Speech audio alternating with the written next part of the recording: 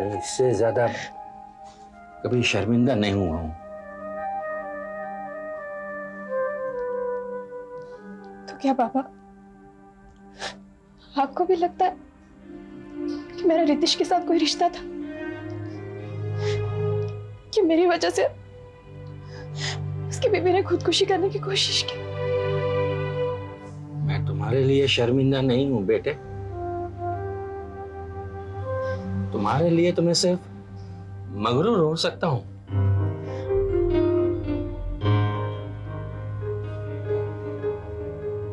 शर्म तो मुझे अपने आप से है।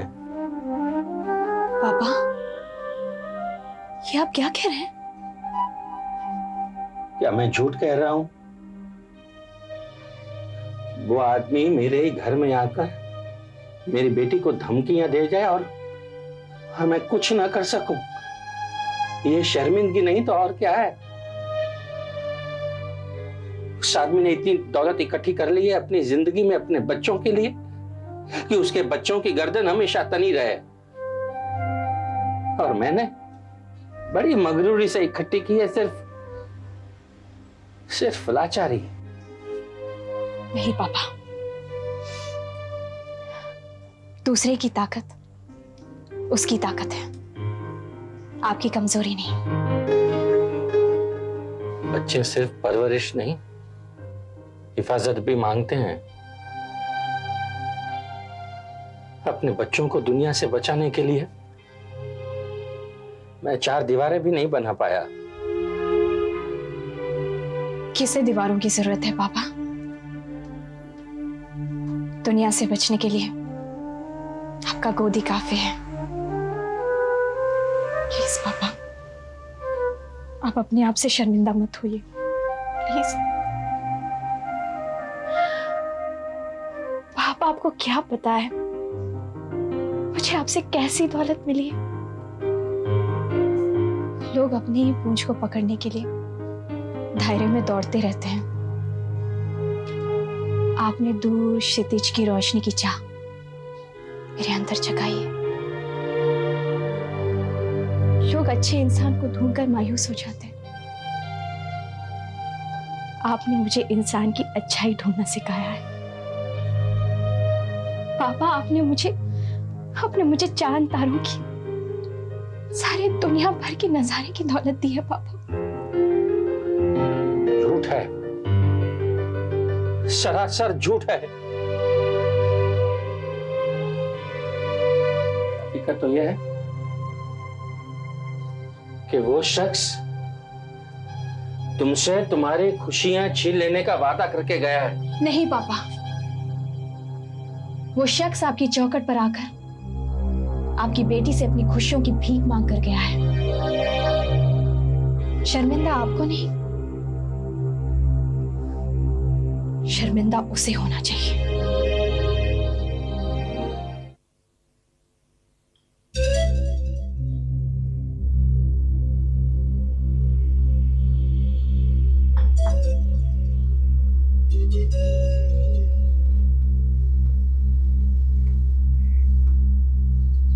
अंकल, प्रशांत, बैठो। कैसे हैं? ठीक हूँ, अपनी सुनाओ। और चाय पियोगे? नहीं अंकल, मैं आपसे मशवरा करना चाहता हूँ।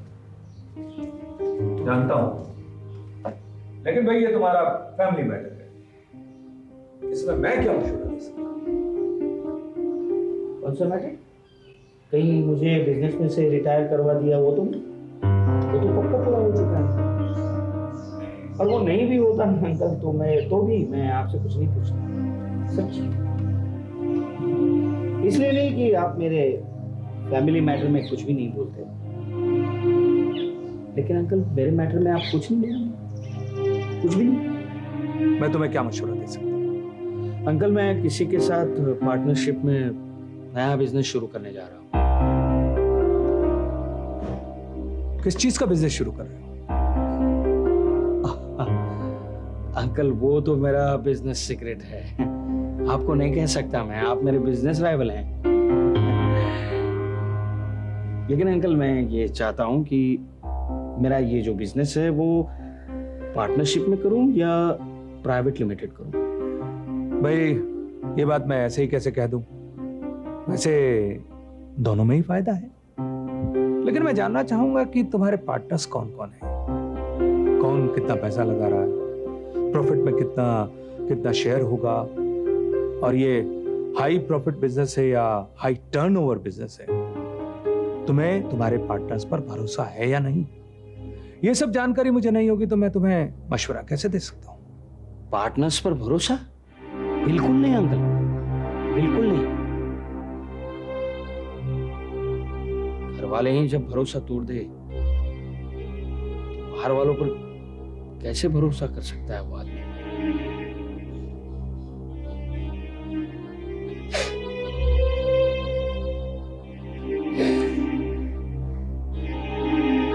Sorry uncle, sorry. हाँ, वो बिजनेस के बारे में पूछ रहे थे ना। वो हाई टर्नओवर का बिजनेस है और लो प्रॉफिट का बिजनेस है वो, और पार्टनरशिप 50-50%। प्रशांत, तुम्हें प्राइवेट लिमिटेड कंपनी शुरू करनी चाहिए। अंकल, मेरे लिए फायदेमंद रहेगा ना? नहीं मतलब मेरे पार्टनर्स कहीं मुझे अंधेरे में रखकर फंसाएंगे तो नहीं? क्या अंकल, मैं फैमिली के बाहर जाकर पहली बार बिजनेस करूंगा, इसलिए डर लग रहा है। नहीं नहीं, डरने की जरूरत नहीं है। प्राइवेट लिमिटेड कंपनी ही शुरू करो। अच्छा। उसका एक फायदा है कि जितने भी डायरेक्टर्स होते हैं वो एक दूसरे से हिसाब मांग सकते हैं, और फिर किसी भी चीज की जरूरत हो तो मुझे फोन कर लेना। Thank you very much uncle, thanks a lot. अच्छा अंकल, एक मिनट, और एक सवाल पूछना था आपसे। अपनी जो कंपनी है वो प्राइवेट लिमिटेड, पब्लिक लिमिटेड है ना? नहीं मतलब क्या है अंकल कि अपने बिजनेस में मैं भी एक डायरेक्टर हूँ, तो डायरेक्टर की हैसियत से मैं अपने बिजनेस का हिसाब मांग सकता हूँ ना?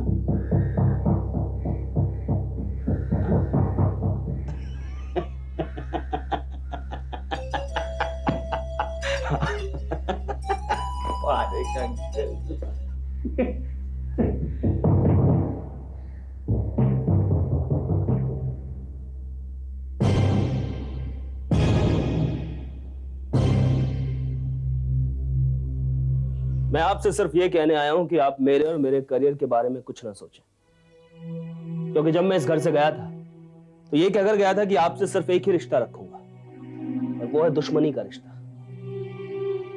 मैंने तुम्हारी नौकरी के बारे में कोई सलाह नहीं दी। सोचने ना सोचने पर तुम पाबंदी नहीं लगा सकते। लेकिन आपने कविता को भेजा था ना मेरे पास, ये समझाने के लिए कि मुझे भिमानी इंडस्ट्रीज में नौकरी कर लेनी चाहिए।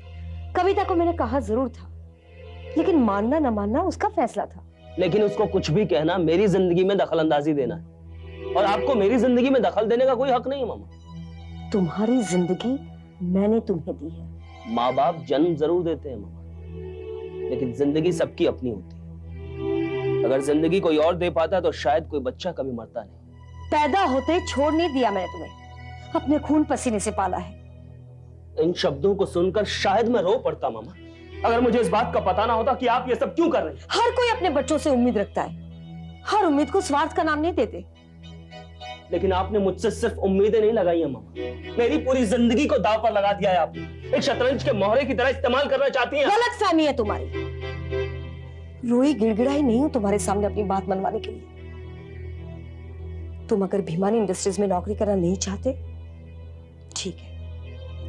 तुम अगर अपना भला नहीं सोच सकते हो तो वो तुम्हारा फैसला है। मेरा फैसला सिर्फ इतना है कि मैं आपकी कोई भी चाल कामयाब नहीं होने दूंगा। ठीक है, लेकिन अगर तुम भिमानी इंडस्ट्रीज में नौकरी करोगे तो मेरी हर चाल नाकामयाब कर पाओगे। मेरे साथ दुश्मनी रखने में भी तुम्हें वही करना होगा जो मैं चाहती हूं। सोच लो।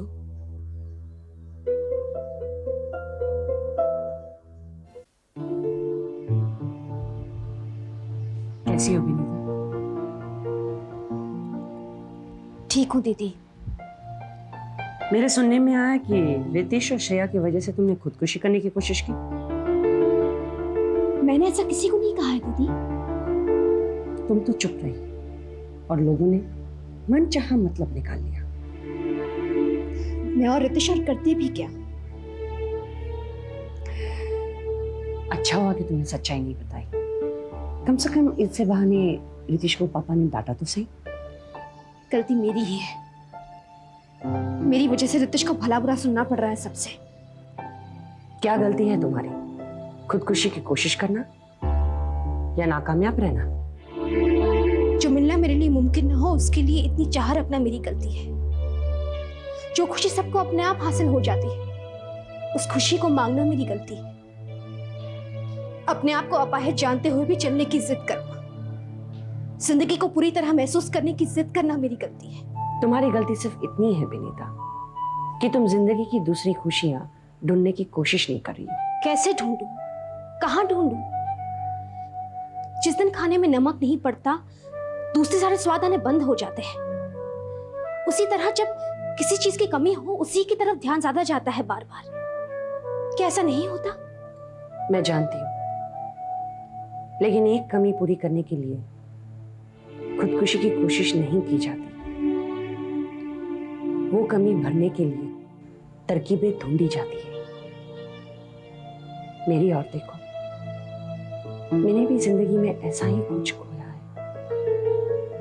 ऐसे घाव झेले हैं जो जिंदगी भर भर नहीं सकते, मगर फिर भी उस कमी को पूरा कर लिया है ना मैंने। इसलिए आप अच्छी तरह जानती हैं कि उस कमी को पूरा करने का दिखावा तो किया जा सकता है, मगर सचमुच वो एहसास कभी पैदा नहीं किया जा सकता।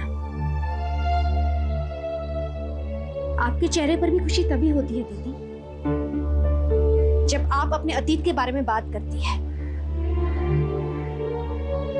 ना दीदी? इसीलिए मैं कह रही हूं आप अपनी उस चाह को पाने का रास्ता ढूंढिए और मुझे अपनी चाह पाने का रास्ता दिखाइए। प्लीज मिताली दीदी।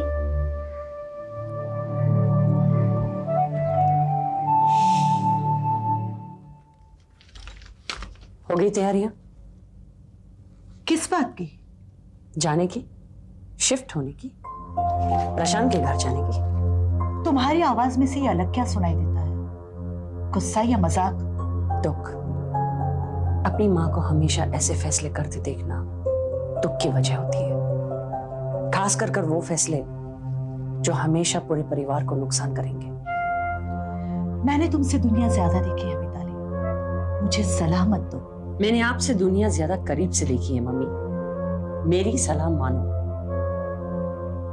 मैं जानती हूं कि बच्चे को घोंसले से निकालना माँ ही सिखाती है, लेकिन उसका यह मतलब नहीं कि वो बच्चे के साथ घोंसला छोड़कर उड़ जाती है। बच्चा तूफानों का सामना अकेला ही करे, यही अच्छा है। तूफानों का, हवाओं का, धूल के गुब्बारों का तुम्हें जितना पता है उतना मेरे घोंसले का नहीं। तुम उड़ो, जितनी दूर तक उड़ना चाहो तुम उड़ो, मैं अपना घोंसला संभालूंगी। ऐसे घोंसला छोड़कर जो अपनी मुश्किलों में तुम्हारी ओर देखते हैं, जो तुमसे उड़ना सीखते हैं, उनका क्या? विनीता के साथ तुम हो। उसे मेरी नहीं, आपकी जरूरत है। उसे रितेश की जरूरत है और किसी की नहीं। इस बात का अगर मुझे यकीन होता तो रितेश के सर पे बंदूक रखकर मैं उसे विनीता के पास ले आती। आप जानती है, लेकिन मैं बेहतर जानती हूं कि उसे ऐसी औरत की जरूरत है जो मां भी बनी रहे और सास भी बनी रहे, जो मां की तरह बिना सवाल पूछे प्यार तो करे, पर सास की तरह डांट कर सही रास्ता भी दिखाए। तुम सास और मां का फर्क क्या जानो? आप बहू और बेटी का फर्क जानती हो? चाहती क्या हो तुम मुझसे? आप प्रशांत को घर से जाने नहीं देना चाहते ना, तो उसका रास्ता मैं दिखाऊंगी मम्मी। आप सिर्फ विनीता की फिक्र करो, अपने बेटे को गोद से उतारो और बहू को गोद में बिठाओ।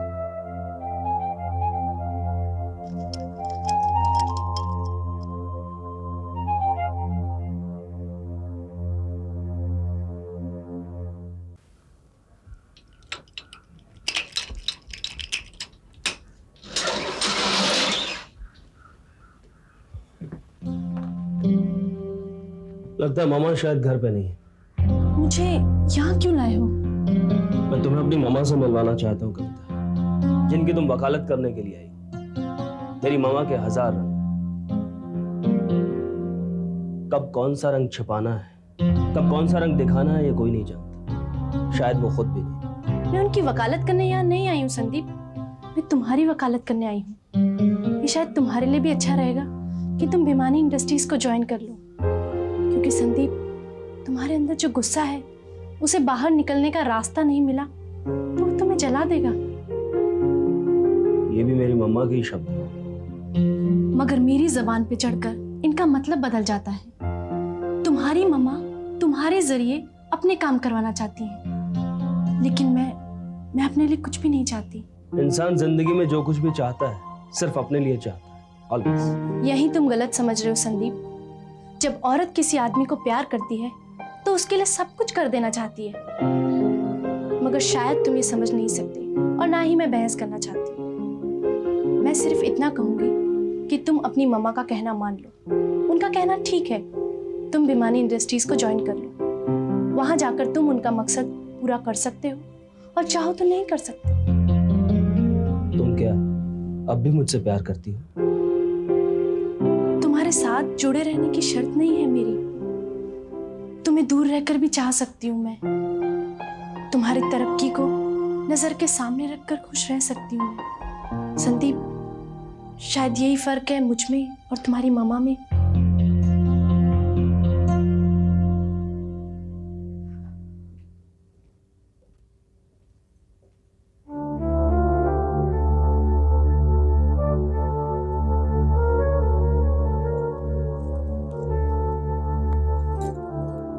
विनीता, ये क्या सोची तुम्हें? मैंने तुम्हें तपश्चर्या करने के लिए कहा था, भूल गई? विश्वास उठ गया अपनी कोशिशों से? यही तो तब का आखिरी भाग है ना। आत्मसमर्पण तब का आखिरी हिस्सा होता है, खुदकुशी नहीं। अगली, आत्मसमर्पण का अर्थ होता है कि जिसके लिए तप कर रही हो वो अगर तुम्हारी जान मांगे तो दे देना। रितिश ने तुमसे जान मांगी थी? नहीं, रितिश का इसमें कोई कसूर नहीं है मम्मी जी। वो तो मेरा ही है। बच्चा पाने के लिए? क्या डॉक्टर ने जवाब दे दिया है कि तुम्हें बच्चा नहीं होगा? नहीं नहीं, ऐसी कोई बात नहीं है। वो ट्रीटमेंट का कोई असर नहीं हो रहा। मैं सब समझती हूँ। तुम्हें ऐसा लगता है कि तुम्हें जल्द से जल्द बच्चा नहीं होगा तो रितेश तुमसे बहुत दूर चला जाएगा, इसीलिए तुम नाउम्मीद हो गई हो। विनीता, डॉक्टर जवाब दे दे उसके बाद भी हमारी उम्मीद नहीं मरनी चाहिए। यहां तो डॉक्टर की उम्मीद नहीं मरी और तुम हार गई। सवाल मेरी ख्वाहिशों का है। मैं अपनी ख्वाहिशों के लिए तप कर रही थी, लेकिन कभी कभी ख्वाहिशें जान लेकर निकलती है ना। ऐसी कोई ख्वाहिश नहीं होती जिसके लिए जान देनी पड़े। ख्वाहिशें पूरी होती है जीने से, जिंदा रहकर, मरकर नहीं। मर जाना हार जाने का दूसरा नाम है सही। और मैं तुम्हें हारने नहीं देने वाली। मैं तुम्हारे पास रहूंगी, तुम पर नजर रखने के लिए।